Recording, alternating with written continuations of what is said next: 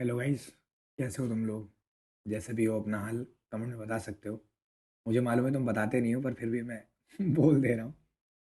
हाँ, तो बात यह है कि कल हम लोगों ने, जैसे कि परसों जब हमने कॉलिगेटिव प्रॉपर्टीज़ कंप्लीट करी थी, तो हमें पता चला कि कॉलिगेटिव प्रॉपर्टी की जो बेसिक डेफिनेशन हम लोगों ने पढ़ी है, कई सिनेरियो में वो थोड़ी सी फॉल्स हो जाती है। बहुत बहुत ही अलग तरीके की बात है ये, कि वो कुछ स्थितियों में फॉल्स भी हो जाती है और फॉल्स होने के बावजूद भी वो ट्रू रहती है। क्योंकि कॉलिगेटिव प्रॉपर्टी का स्टेटमेंट कहता क्या था कि ऐसी प्रॉपर्टीज जो सिर्फ अमाउंट ऑफ सल्यूट पे डिपेंड करें, नेचर ऑफ सल्यूट पे डिपेंड ना करें। लेकिन कल के लेक्चर में जब हमने एबनॉर्मल मोलर मास और वैन हॉफ फैक्टर पढ़ा, तो हमने देखा कि चीज़ें जो हैं वो अमाउंट के साथ साथ नेचर पे भी डिपेंड करेंगी। लेकिन वो नेचर पे जो डिपेंडेंसी है वो भी इस तरह की डिपेंडेंसी है कि इन दी एंड वो अमाउंट में ही अंतर ला रही है। भाई कोई चीज अगर दो मोल से नेचर के, अगर किसी कोई चीज अपने नेचर की वजह से 2 मोल से 4 मोल हो गई, तो कहीं ना कहीं वो जो डिफरेंस आया वो आया किस में? वो आया तो अमाउंट में ही ना मेरे भाई। तो देख रहे हो, गलत भी वही है, सही भी वही है। तू ही अहम तू ही वहम। ठीक है। तो ठीक है, ये बातें हो गई। अब उसमें मैंने आपको क्या किया था, वैन टॉप फैक्टर होता क्या है वो मैंने आपको बताया था, और कुछ एग्जाम्पल भी दिए थे कि हाँ ये होता है। जैसे छोटी मोटी बातें कर लेते हैं थोड़ी और। जैसे मान लिया मेरे पास है, कुछ एक दो एग्जाम्पल और कर लेते हैं फिर आगे बढ़ते हैं, ठीक है। मान लिया मेरे पास है CaF2, और हमने कह दिया ये 100% डिसोसिएट हो गया है। दो ही चीज़ें होती हैं, या तो 100% डिसोसिएशन या तो 100% एसोसिएशन। मतलब डिसोसिएशन या एसोसिएशन। अब जब तक 100% चल रहा है तब तक तो चीज़ें बहुत आसान है। हाँ, तो CaF2 में अगर मान लो हम स्टार्टिंग में नंबर ऑफ मोल 1 ले रहे हैं, या जो भी ले रहे हो, हमें इसका वॉन्ट ऑफ फैक्टर बताना है, आई की वैल्यू बतानी है। तो देखो कैसे निकालते हैं, हमने बताया था कल आपको। CaF2 है तो एक बन जाएगा Ca2 प्लस आयन, और दो बन जाएंगे 2F माइनस आयन। तो यहाँ पर हम देख सकते हैं कि सब कुछ होने के बाद, डिसोसिएशन होने के बाद, जो सोल्यूशन में नंबर ऑफ आयन्स है वो कितने हैं? एक Ca2 प्लस आयन और दो फ्लोरीन माइनस आयन। तो ओवरऑल कितने हैं? 3। और इन सबसे पहले कितना मॉलिक्यूल था? एक मॉलिक्यूल। तो ये बाई 1 हो गया। तो आई की वैल्यू कितनी आ गई? 3 आ गई। ये केस कौन सा है भैया? ये केस है डिसोसिएशन का। अच्छा, इसमें तो कंफ्यूजन है नहीं कि डिसोसिएशन क्या होता है और एसोसिएशन क्या होता है। ये तो बहुत आसान बात है। चीज़ें जब टूटेंगी तो डिसोसिएशन होगा, और चीज़ें जब आपस में जुड़ जाएंगी, एग्रीगेट हो जाएंगी, तो उनको हम क्या कहेंगे? एसोसिएशन। और जाहिर सी बात है, जब डिसोसिएशन होगा तो अमाउंट बढ़ेगा, क्योंकि संख्या बढ़ेगी ना। चार चीज अगर टूटेगी तो 4 से 8 बन सकती है, 12 बन सकती है, ठीक है। ये हो गया। ऐसे ही एसोसिएशन में क्या था, एक एग्जांपल कोई एसोसिएशन का भी ले लेते हैं। लेट सपोज मैं वही मॉलिक्यूल का एग्जांपल लूंगा जो सच में एसोसिएशन परफॉर्म करते हैं। तो मान लो हमने ले लिया फिनॉल। क्या ले लिया भाई? फिनॉल। जानते हो फिनॉल क्या होता है? मैं बताता हूँ क्या होता है फिनॉल। एक होती है बेंजीन रिंग। बेंजीन रिंग तुम दो तरीके से बना सकते हो, वो तुम्हें पता ही है। लेकिन मेजरली हम लोग जो है बेंजीन रिंग को यू बनाते हैं, ये ऐसे। यहाँ पे लगा दिया OH, मतलब ये हो गया बेंजीन रिंग, बीच में एक सर्कल मार दो, ये हो गया। तो ये आपका फिनॉल। अब फिनॉल को हमने क्या कर दिया, फिनॉल डाइमराइज हो जाता है। 100% मान लिया एसोसिएट हो गए, जितने भी फिनॉल पानी में पड़े थे सबके सब अगर एसोसिएशन परफॉर्म कर गए, तो क्या होगा भाई? फिनॉल डाइमराइज हो जाएगा। मतलब एक फिनॉल मॉलिक्यूल क्या करेगा, चिपक जाएगा दूसरे फिनॉल मॉलिक्यूल से, और ये कुछ ऐसा स्ट्रक्चर देगा, ये होल्ड वाइज। अब अगर तुम केमिकली देखो तो क्या ये बैलेंस है? ये बैलेंस नहीं है। एक मिनट, क्या ये बैलेंस है? भाई यहाँ पर इसके दो मॉलिक्यूल है, राइट साइड और लेफ्ट साइड एक ही है, तो इधर हमने लगा दिया दो। अब आई निकालते हैं। आई निकालने का तरीका क्या होता है? Total number of moles in product side या फिर इन सोल्यूशन साइड, और total number of moles before solution, मतलब सोल्यूशन बनने से पहले आउट ऑफ द सोल्यूशन। तो राइट साइड में कितना है भाई? राइट साइड में एक ही मॉलिक्यूल तो है ना, एक ही आयन तो है, या फिर एक ही मॉलिक्यूल तो है। क्योंकि भाई ये थोड़ा ना, ये तो एटम्स बता रहा है ना कि कितने एटम्स, मतलब कितने। समझ रहे हो ना मेरी बात? हमेशा जब भी इंटिटी की बात करी जाए तो आगे का नंबर देखते हैं। तो ये हो गया 1, और लेफ्ट साइड कितना है? 2। 2 लगा दिया, 1/2।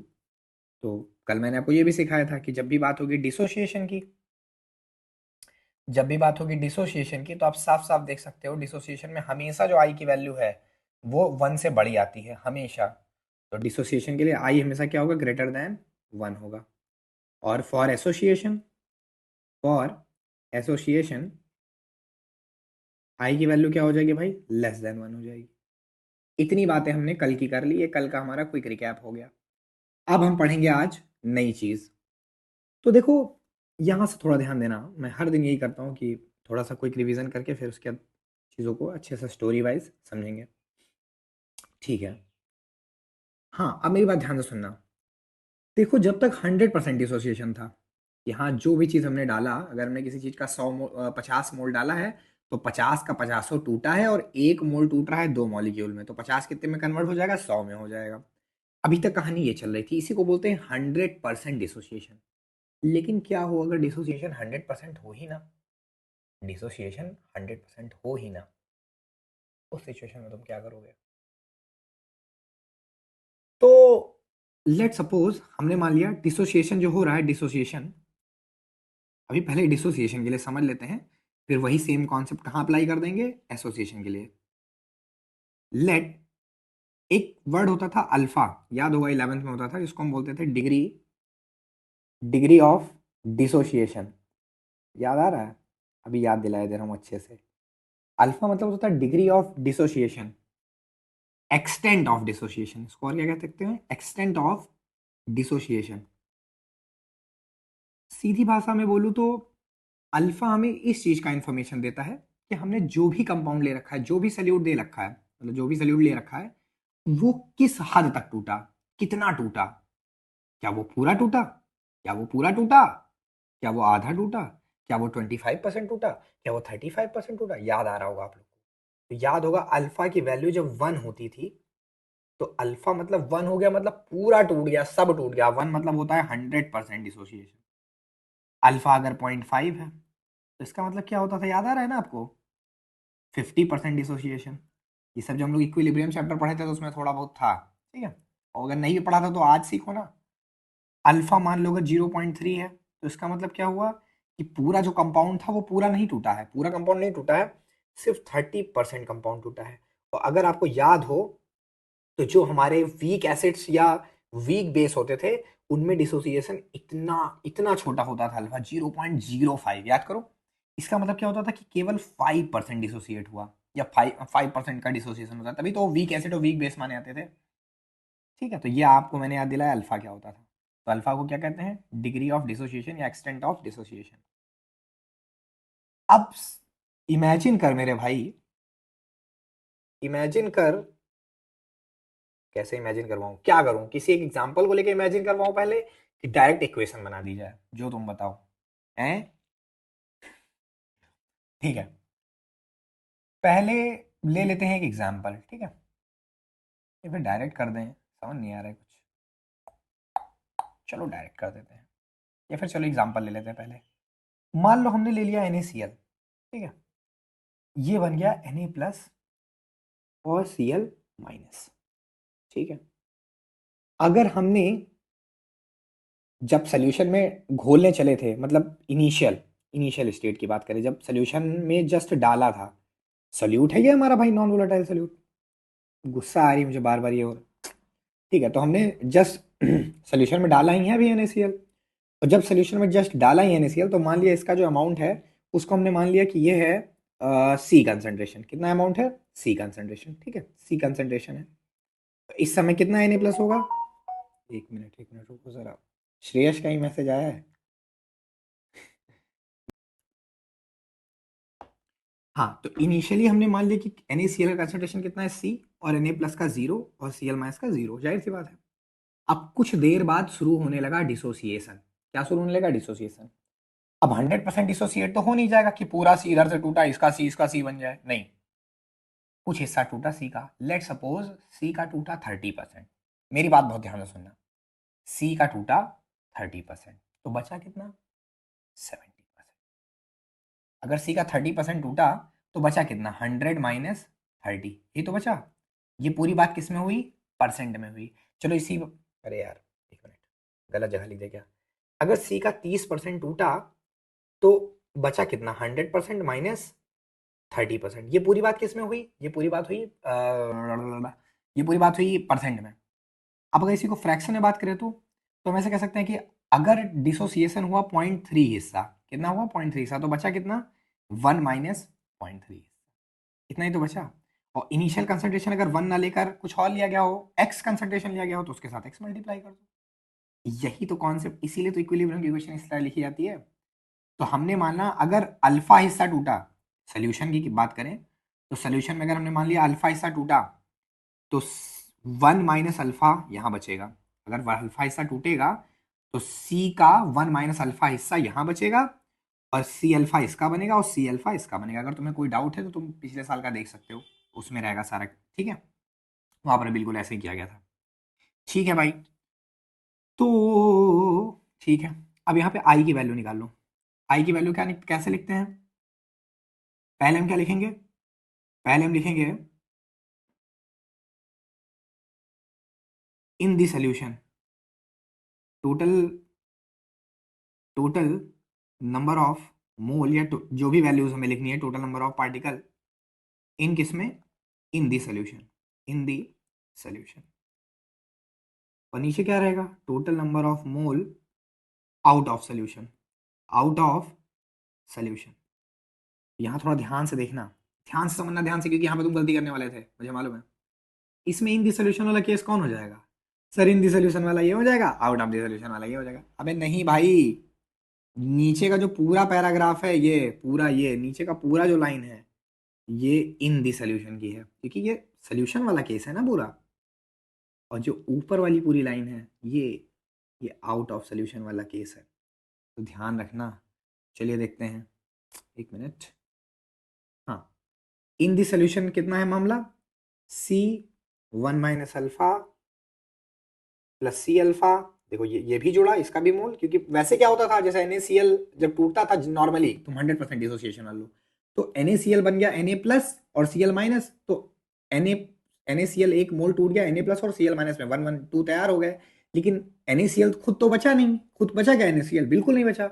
लेकिन जब कोई चीज पार्शियली टूटेगी, सिर्फ 30% टूटेगी, तो उसमें Na प्लस भी बन गया, Cl माइनस भी बन गया, और कुछ हिस्सा NaCl के फॉर्म में मौजूद है अभी, क्योंकि 100% डिसोसिएशन नहीं हुआ ना, वही चीज हो रही है। इसीलिए ये और ये तीनों लिख रहा हूं मैं, ठीक है। तो C1 minus alpha plus C alpha और प्लस सी अल्फा। तो अब क्या रहेगा? अब हम लिखेंगे आउट ऑफ द सोल्यूशन वाला केस, तो क्या हो जाएगा? C plus zero plus zero, लिख दो तो लिख दो। तो आई कितना आ जाएगा? C इंटू मल्टीप्लाई कर लो, C1 जा C minus C alpha plus C alpha plus C alpha, ये कट गया, C plus C alpha upon C. हाँ, तो यहाँ पे क्या हो गया भाई? हाँ, तो यहाँ पे क्या हो गया? C plus C alpha upon C, ठीक है। अब ऊपर से C कॉमन आ गया, 1 plus alpha, 1 plus alpha upon C, तो यहाँ से C कट गया, 1 प्लस अल्फा। ये आंसर आ जाएगा आपके आई का, ठीक है। अब ये कितना ज्यादा सही फॉर्मूला है तुम खुद देखो। Let suppose, let suppose dissociation is 100%, dissociation is 100%। तो अगर 100% डिसोसिएशन हुआ तो अल्फा की वैल्यू क्या हो जाएगी भाई? 1। और उस सिनेरियो में आई क्या आ जाएगा? जरा यहाँ पे अल्फा की वैल्यू 1 डाल के देखो, तो 1 प्लस 1 2 आ जाएगी, समझ रहे हो। और अगर डिसोसिएशन बिल्कुल नहीं हुआ तो अल्फा की वैल्यू क्या हो जाएगी? 0। और उस सिनेरियो में आई की वैल्यू कितनी आ जाएगी? 1 प्लस 0 यानी कि 1। देख रहे हो, केवल अगर NaCl रहेगा तो नंबर ऑफ मोल, केवल अगर NaCl रहता तो 1, और अगर पूरा टूट जाए तो 2, जो कि हम पढ़ चुके हैं एग्जाम्पल में। लेकिन ये दोनों बातें हमने किसके लिए पढ़ी हैं? 100% डिसोसिएशन के लिए पढ़ी है। किसके लिए पढ़ी बेटा? 100% डिसोसिएशन के लिए। और ये जो जनरल फॉर्मूला आया है, एक मिनट इसको मैं इरेज कर दे रहा हूँ, ये जो जनरल फॉर्मूला आया है, ये किसके लिए आया है? जब डिसोसिएशन 100% ना होकर अल्फा हिस्सा से डिसोसिएट हुआ हो, ठीक है। लेकिन अब बात आती है कि सर क्या करें, यही फॉर्मूला याद कर ले क्या? इससे कुछ काम बनेगा क्या? नहीं बेटा, इससे तुम कितना याद करोगे, कितने मॉलिक्यूल का याद करोगे बताओ? चलो NaCl का याद कर लिया, 1 प्लस अल्फा, बाकी का क्या करोगे? कल को NaCl है, चलो NaF पे भी ये काम कर जाएगा, जितने भी इस तरीके के होंगे सब पे काम कर जाएगा। लेकिन क्या करोगे जब MgCl2 आ जाएगा, तो क्या करोगे बताओ? है कोई ऑप्शन? तो ऐसी चीजों को तुम सॉल्व कर पाओ, इसके लिए मैं एक जनरल फॉर्मूला बना दे रहा हूँ कि कोई भी मॉलिक्यूल है, डिसोसिएशन का सारा केस हो जाए, ठीक है। तो एक जनरल केस लेके चलते हैं, जनरल केस। तो जनरल केस ऐसा मॉलिक्यूल बता दो मेरे भाई जो सबको लेके चलता हो, तो वो रहेगा AXBY। में हर तरीके का मॉलिक्यूल आ जाएगा। अगर हम NaCl की बात करें तो X भी 1 था यहाँ पर और Y भी 1 था, सारे टाइप के मॉलिक्यूल आ जाएगा। अब देखते हैं, AXBY हो गया, ठीक है, ओके ओके ओके। हाँ, AXBY केमिकली तोड़िए इसको, क्या टूटेगा भाई, ये टूटेगा। ए के X मॉलिक्यूल हैं तो ये आ जाएगा XA, और बी के कितने आइटम हैं, Y, तो YB, ये हो गया, ठीक है, XA और YB। अच्छा, ए के ऊपर कौन सी वैलेंसी चढ़ेगी, जाहिर सी बात है वो Y तो B से अटैच है, मतलब इसके ऊपर वैलेंसी क्या होगी, +Y, और ये X किसकी वैलेंसी रहेगी, B की, तो ये हो जाएगा -X। ऐसे करके हमने लिख दिया, एक जनरल पर्सपेक्टिव से चलेंगे। अब मान के चल रहे हैं शुरुआत में इसका जो कंसंट्रेशन था वो था C, कितना था भाई, 1 मिनट, ठीक है, कुछ देख लेता हूँ, ठीक है, ठीक है। अगर स्टार्टिंग में इसका कंसंट्रेशन C था तो इससे कितना रहा होगा, 0, और इसका भी 0। ये कहाँ का स्टेज है, इनिशियल स्टेज। अब सोल्यूशन में क्या कहानी आ जाएगी, सोल्यूशन में अगर इसका हमने मान लिया अल्फा हिस्सा डिसोसिएट हुआ तो कितना बचेगा, C1 माइनस अल्फा हिस्सा बचेगा, मतलब जितना परसेंट कंज्यूम हुआ 100% से 100 हटा दो, और 100% का ही वैल्यू 1 होता है। और ये बन कितना जाएगा, इसका बन जाएगा C अल्फा, इसका कितना बन जाएगा, C अल्फा, और इसका भी कितना बन जाएगा, C अल्फा। लेकिन लेकिन देखो इसके आगे नंबर क्या लगा हुआ है, X, और इसके नंबर क्या लगा हुआ है, Y। देखो इससे पहले जो NaCl था उसमें नंबर क्या लगा हुआ था, उसमें लगा हुआ था 1, इसमें भी क्या लगा हुआ था 1, तो इसलिए मैंने इसके आगे कोई नंबर लगाया क्या, 1 ही लगा दिया एक तरीके से, कोई नंबर नहीं लगाया। और लेकिन इसमें कितना कितना लगा हुआ है, X और Y, तो इसका X बनेगा और इसका Y बनेगा, ठीक है। अब यहां से देखते हैं पूरी कहानी, तो यहां से निकलते हैं आई का फॉर्मूला याद ही होगा कि आउट इन दी सोल्यूशन वाला केस ऊपर, इन दी सोल्यूशन वाला केस ऊपर, और आउट ऑफ सोल्यूशन वाला केस नीचे, ठीक है। तो आइए फटाक से लिखते हैं आई की वैल्यू बिना समय गवाए, C1 minus alpha plus XC alpha plus YC alpha divided by, starting में कितना कंसंट्रेशन था, C। चलिए सॉल्व करते हैं इसको, C बन जा C minus C alpha, 1 minute, minus C alpha plus XC alpha plus YC alpha. यार पता है जिस एरिया में हम रहते हैं ना, यहाँ दिन भर गाना बजता है लाउड स्पीकर पे, नहीं अच्छा लगता है। अब यहाँ पे हम क्या करेंगे, C कॉमन ले लेंगे पूरे से, तो कितना आ जाएगा, 1 माइनस अल्फा, ऐसे ना करूँ, थोड़ा सा खराब हो जाएगा, कैसे करा जाए, कैसे करा जाए, ठीक है, देखो इधर से कॉमन ले लिया हमने C, तो इधर क्या बचा, 1 माइनस अल्फा, ठीक है। इन दोनों टर्म में से मैंने कॉमन लिया C, तुम इसको किसी भी तरीके से कर सकते हो, जरूरी नहीं है मेरा वाला एग्जैक्ट कॉपी करो। इन दो मैंने C कॉमन ले लिया, और इधर इन दोनों में से मैंने C अल्फा कॉमन ले लिया, तो इधर क्या बच गया, X प्लस वाई, और पूरे के अपॉन में C। अगर तुम चाहो तो पूरे से अब C कॉमन ले सकते हो, तो पूरे से अगर C कॉमन ले लोगे तो अंदर क्या बचेगा, 1 minus alpha plus alpha X plus Y, पूरे के बटे में C, C से C कट गया। अब जैसे ही x प्लस वाई बचा है, यहाँ पे एक्स प्लस वाई को भी कुछ नाम दे देते हैं ना, जैसे ये x है, ये y है, तो इन दोनों के समेशन को हम बोल देते हैं n। अरे तुमको हम समझाते हैं n क्या है, जैसे मान लो कोई मॉलिक्यूल तुमको दिख जाए Al2O3, तो इसमें x क्या है, सही बोला 2 हो जाएगा, y क्या है 3 है, लेकिन n कितना हो जाएगा 5, सिंपल। MgCl2 टाइप का मॉलिक्यूल मिल जाए तो इसके लिए x कितना है 1, y कितना है 2, n कितना है 3, तो एक इंटिटी हम एन के तौर पर डिक्लेयर कर दे तो क्या जाता है, एन क्या बता रहा है कोई पूछे तो कहते ना, जो हमें इनिशियली मॉलिक्यूल दिया गया है, इनिशियली जो कंपाउंड दिया गया है उसमें टोटल एटम कितने हैं, एन क्या बता रहा है भाई, एन का नाम लिख देता हूँ, एन यहाँ पर एक्स प्लस वाई को हम क्या कहने जा रहे हैं, एन कहने जा रहे हैं, पहले लिख देते हैं तब बताते हैं, 1 minus alpha plus n alpha, n alpha, ठीक है, यही तो बचा। अब इसमें क्या हो जाएगा 1, इन दोनों में देखो अल्फा कॉमन है, तो अल्फा, पहले इसको सही सीक्वेंस में लिखते हैं, प्लस एन अल्फा पहले और माइनस अल्फ़ा बाद में। तो फिर आई बराबर कितना हो जाएगा यहाँ से 1 प्लस अल्फ़ा कॉमन ले लिया n-1, 1 प्लस, फिर इसी को n-1 पहले लिखते हैं, अल्फ़ा बाद में लिखते हैं। ये देखो, ये आई की एक ऐसी वैल्यू आई है बेटा जो हर जगह काम करेगी। डिसोसिएशन की दुनिया का कोई भी केस ले लो, हर जगह ये काम करेगी। अब जरा एन को डिफाइन कर देते हैं। क्या है एन? है number of atoms present in the given solute compound. Solute compound के तौर पर जो भी हमें कंपाउंड दिया गया है उसमें कितने एटम मौजूद हैं, उसी को हम क्या कहते हैं? एन। एन को मैथमेटिकली कैसे डिफाइन कर सकते हैं? एक्स प्लस वाई के तौर पर। ठीक है, ये बातें समझ में आ गई। अब आई की फाइनल वैल्यू क्या आई है याद करिए मेरे साथ। कभी भी अगर डिसोसिएशन हुआ है, देखो सुनो मेरी बात, कैसे इस फॉर्मूले को याद कर लेंगे। ये फॉर डिसोसिएशन केस है, फॉर डिसोसिएशन। कौन सा डिसोसिएशन? 100% के लिए भी ये काम कर जाएगा और दुनिया के किसी भी डिसोसिएशन के लिए काम कर जाएगा।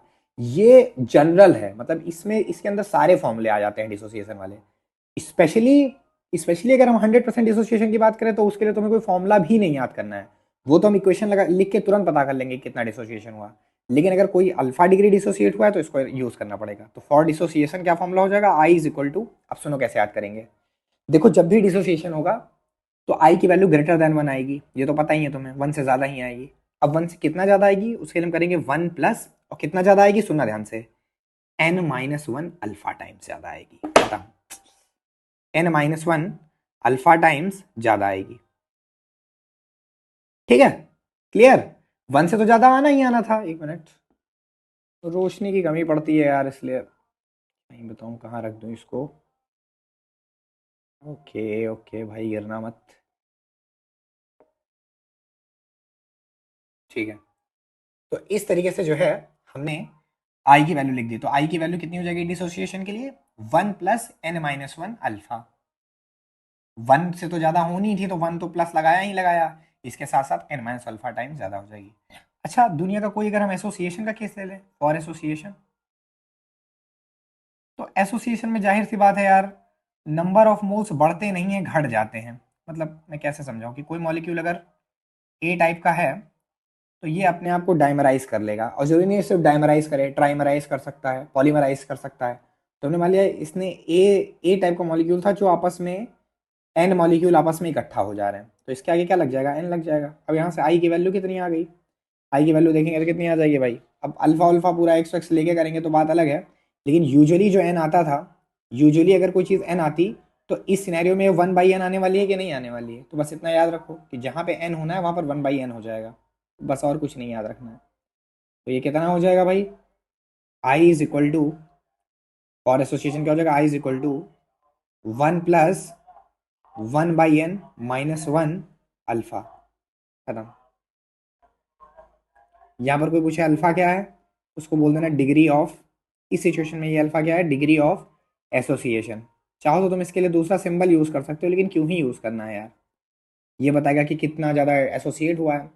हमारा पूरा मॉलिक्यूल अगर 100% था तो उसमें से कितना हिस्सा आपस में एग्रीगेट हो गया है, कितना हिस्सा आपस में डायमराइज हो रहा है? पूरा तो डायमराइज हो नहीं जाएगा, कितना हिस्सा हो रहा है? 30% डायमराइज हो गया, 60% डायमराइज हो गया। ठीक है, तो ये हो गया।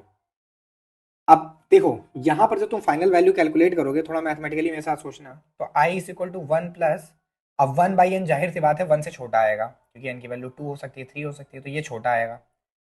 ये वैल्यू 1 से छोटी आएगी, और इसमें से माइनस कौन हो रहा है? 1। मतलब एक से छोटी वैल्यू है, उसमें से घट कौन रहा है? एक। तो ये पूरा वैल्यू कैसा आ जाएगा? निगेटिव। और निगेटिव चीज जब अल्फा से मल्टीप्लाई होगी तो कैसी हो जाएगी? निगेटिव। तो 1 प्लस निगेटिव चीज 1 से कम। समझ में आया मेरी बात? मतलब इसका जो फाइनल आंसर आएगा वो एक से छोटा आएगा। समझ गए? यानी इसी फॉर्मूले को अगर आप चाहो तो एक तरीके से और लिख सकते हो, जरूरत नहीं है लेकिन चाहो तो लिख सकते हो। इसके अंदर का माइनस कॉमन ले लो बाहर, और क्या आ जाएगा? 1-1/n, ये हो जाएगा अल्फा। ये भी इस तरह भी लिख सकते हो, लेकिन अगर मुझसे पूछोगे कि सर कौन सा लिख के सवाल आसानी से कर सकते हैं, तो क्योंकि हमने ये याद कर रखा है तो इसके बिहाफ पे n की जगह बस केवल 1/n लिख दो, ये वाला हो जाएगा। लेकिन किताबों में तुमको यही लिखा मिलेगा, और जब लिखा मिलेगा तो तुम बहुत कॉम्प्लेक्स, तुमको दो तरीके से याद करना पड़ेगा। अब इस फॉर्मूले को देखो, इसका n-1 का सीक्वेंस, इसका देखो पूरा अलग हो चुका है। इसलिए मैं नहीं प्रेफर करता हूँ डायरेक्ट इसको लिखना, मैं इसी के साथ फील पे जाता हूँ, ठीक है। तो ये हो गया आपका वांट ऑफ फैक्टर कंप्लीट। अब आइए नेक्स्ट टॉपिक पढ़ लेते हैं जो कि हमें जानना था, modified modified form of colligative property. तो कॉलिगेटिव प्रॉपर्टी में मिस्टेक क्या थी? कॉलिगेटिव प्रॉपर्टी का फॉर्मूला कोई भी उठा देना, चलिए कोई एक कॉलिगेटिव प्रॉपर्टी ले लेते हैं। लेट्स सपोज हम बात कर लेते हैं relative lowering in vapour pressure की। तो ये क्या होता था, delta P upon P naught is equal to हो जाता था मोल फ्रैक्शन ऑफ सल्यूट, यही तो होता था ना। अब ये डायरेक्ट ऐसे मान लेता था, या फिर इसी को हम चाहे तो ऐसे बोल लें, n one upon n two upon n one, या फिर n B upon n A, number of moles of solute divided by number of moles of solvent. चाहो तो इसमें दोनों का समीशन भी कर दो, क्योंकि उसके सामने नेग्लिजिबल ही होने वाला है, तो मैं डायरेक्ट ऐसे लिख दिया था। तो एक मिनट, अब मान लो अगर हम ऐसे लिख देते हैं तो इसमें प्रॉब्लम क्या आ गई वास्तव में, ये जो नंबर ऑफ मोल वाला क्वांटिटी है सोल्यूट का, ये वेरी कर सकता है मेरे भाई। अगर हमारा जो कंपाउंड है वो पानी में जाने के बाद डिसोसिएट हो गया या एसोसिएट हो गया, तो ये वैल्यू क्या कर जाएगी, वेरी कर जाएगी। और इसमें कितना वेरी आएगा वो हमने निकाल लिया है, उसको बोलते हैं वांट ऑफ फैक्टर। तो मॉडिफाइड फॉर्म में क्या हो जाएगा, जो हम लिखते थे x2, उसकी जगह क्या लगा दीजिए, आई लगा दीजिए, बस हो गया। थोड़ा और एडिशनल अगर करें तो delta P upon P naught is equal to i van't Hoff factor लगा दिया, और पूरा फॉर्मूला क्या होता था, W B upon M B, number of moles of solute हो गया। तो फिर डिवाइड करते थे तो वो चीज़ ऊपर आ जाती है, M A upon W A. ये देखो, ये हो गया भाई, ये relative lowering in vapour pressure का फॉर्मूला हो गया। ऐसे ही और क्या बता दिया, सबसे पहला हो गया फर्स्ट। अब सेकंड क्या आ जाते हैं, एलिवेशन इन बॉइलिंग पॉइंट। क्या होता था भाई, ये के बी इंटू मोलैलिटी, तो इसके साथ क्या लगा दिया, आई लगा दिया। अगर इसका लॉन्ग फॉर्म करें तो आई के बी, और मोलैलिटी कैसे सॉल्व होती थी, डब्ल्यू बी इंटू 1000, याद आ रहा है ना, upon M B into W A. ये लो, ये भी हो गया। सब में देखो वांट ऑफ फैक्टर मैंने लगा दिया है। थर्ड पे आ जाते हैं, relative lowering in sorry depression in freezing point. तो आई के बी इंटू मोलैलिटी होता था, तो आई लगा दिया इसमें। इसी का एलोंगेटेड फॉर्म क्या बन जाएगा, i K B W B into 1000 upon M B into W A. ये लो भाई, ये भी हो गया, समझ रहे हो दोस्त। चौथा ऑस्मोटिक प्रेशर क्या होता था, सी आर टी, तो आई लगा दिया। एलोंगेटेड फॉर्म क्या होता था, नंबर ऑफ मोल्स क्या होता था, W B upon M B, और क्योंकि कंसंट्रेशन में सिर्फ नंबर ऑफ मोल नहीं, नीचे वॉल्यूम भी होता है, तो वॉल्यूम लगा दिया, आर टी लिख दिया। ये ले भाई, हो गए सारे मॉडिफाइड फॉर्म, खत्म हो गया। चैप्टर भी क्या हो गया आपका, चैप्टर आपका खत्म, चैप्टर खत्म। Congratulation brother.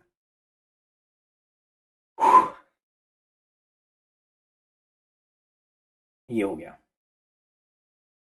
बहुत मेहनत शामिल है इसमें, पहला प्रयास था हम लोग का यूट्यूब का ये। 10 चैप्टर होते हैं केमिस्ट्री में, और 10 चैप्टर में से एक चैप्टर कंप्लीट कर लिया।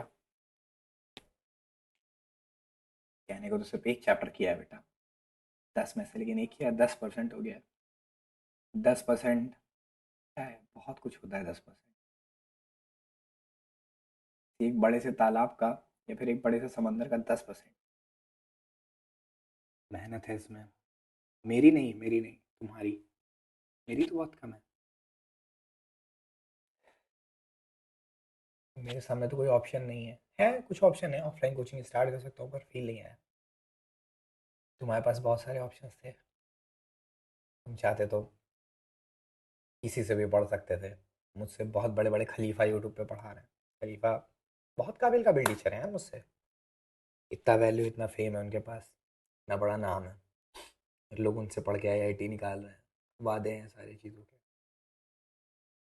पर सब कुछ साइड करके तुमने मेरा लेक्चर देखा, एक चैप्टर का 17 18 15 16 लेक्चर है, कैसे कर लेते हो तुम ये।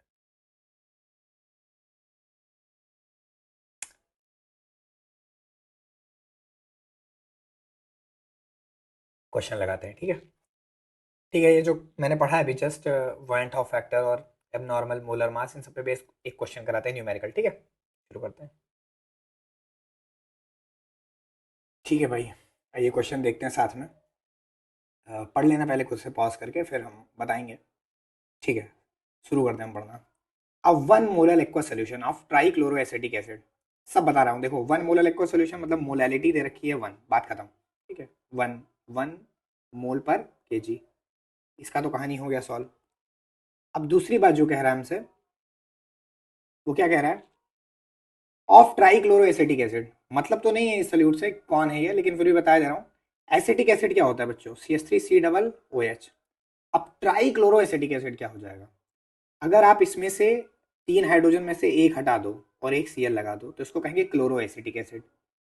2 हटा दो तो इसको कहेंगे डाइक्लोरो एसिटिक एसिड।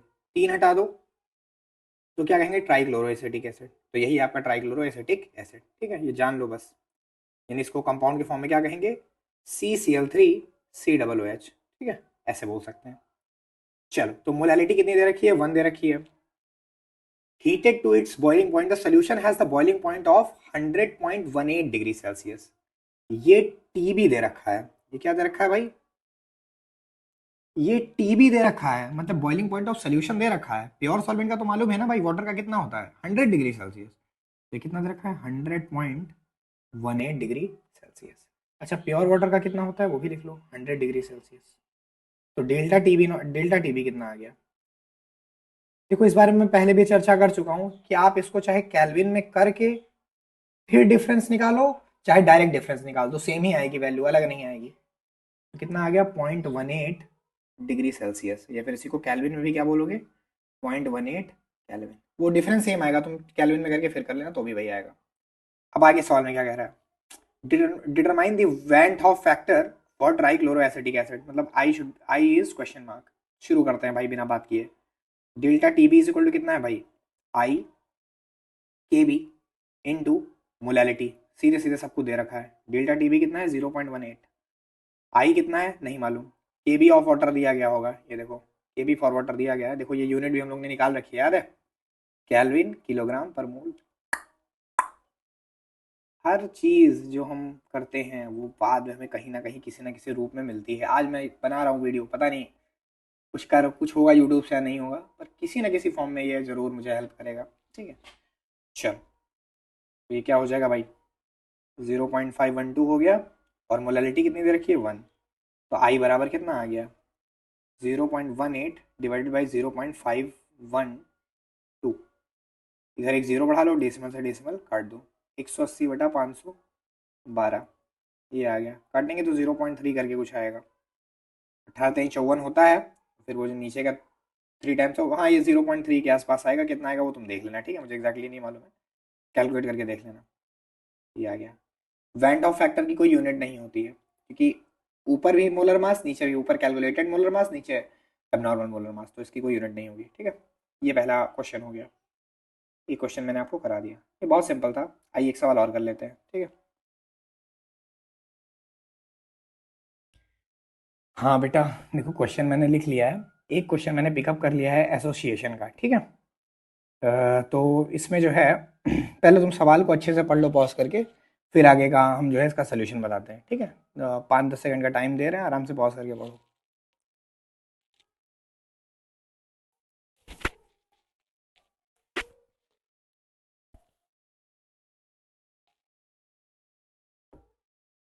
ठीक है, देखो ध्यान से पढ़ना मेरे साथ। ठीक है, फिनॉल एसोसिएट्स इन बेंजीन, मतलब फिनॉल यहाँ पर है सोल्यूट हमारा। कलर चेंज कर लेता हूँ पहले। फिनॉल यहाँ पर क्या है बेटा, मेरा सोल्यूट है, और बेंजीन हमारा क्या है, सॉल्वेंट है। ठीक है, फिनॉल एसोसिएट हो रहे हैं इन बेंजीन, बेंजीन में टू अ सर्टेन एक्सटेंट। मतलब 100% तो एसोसिएशन नहीं हुआ है, कुछ सर्टेन एक्सटेंट तक हो रहा है।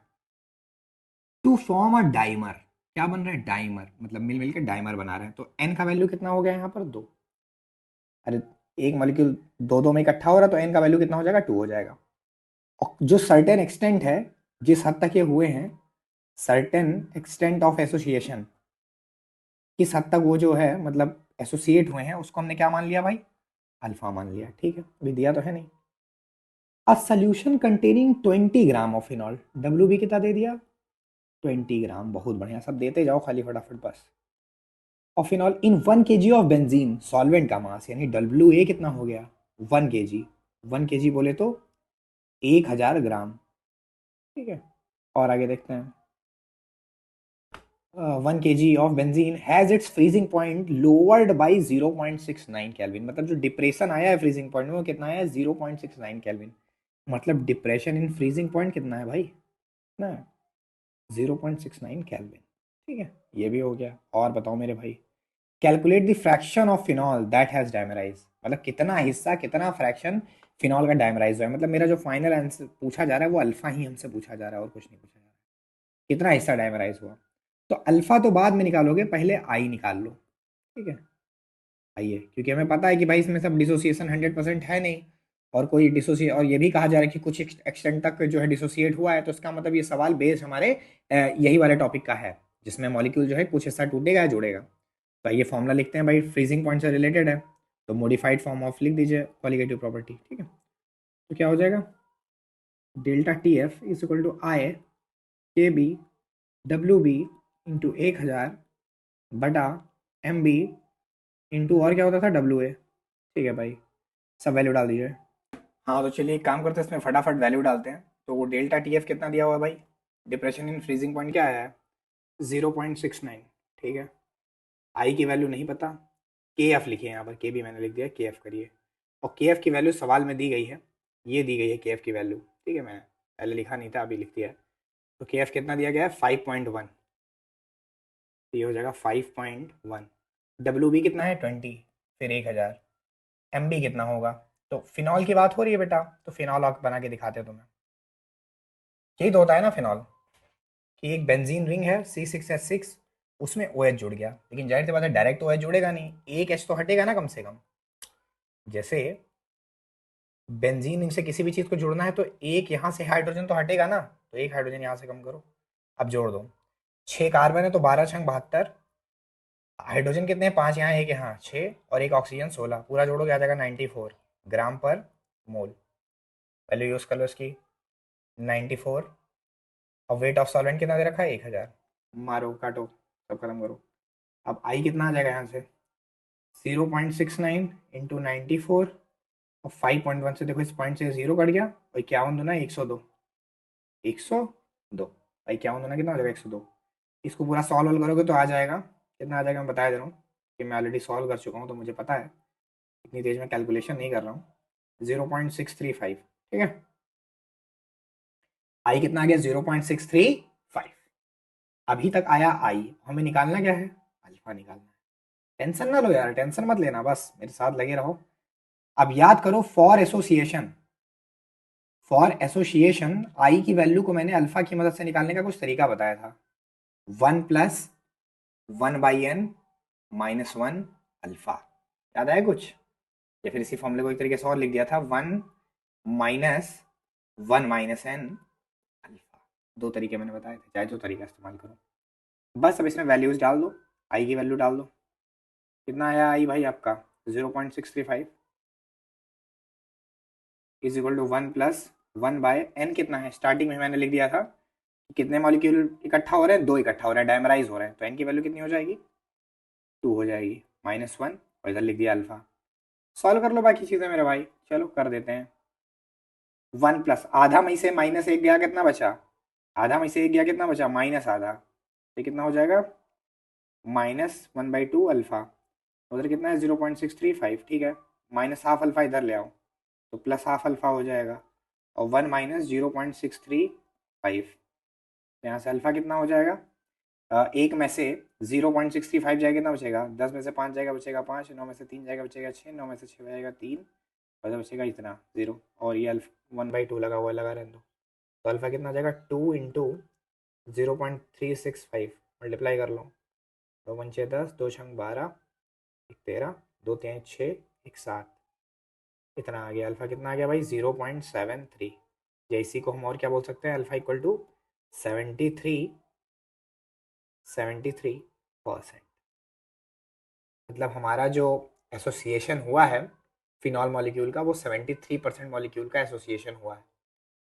आई बात समझ में, बस चलो ठीक है, दो न्यूमेरिकल्स मैंने करा दिए हैं। बहुत बहुत शुभकामनाएं और बहुत बहुत धन्यवाद कि तुमने पूरी प्लेलिस्ट ख़त्म करके इस वीडियो को देखा है यार, दिल से थैंक यू। ऐसे ही पूरा कर डालेंगे, एक किया है 10 निपटाएंगे पूरी ताकत से, वो भी टेस्ट भी लेंगे, पीवाईक्यू भी कराएंगे। चलो ठीक है, बाय बाय।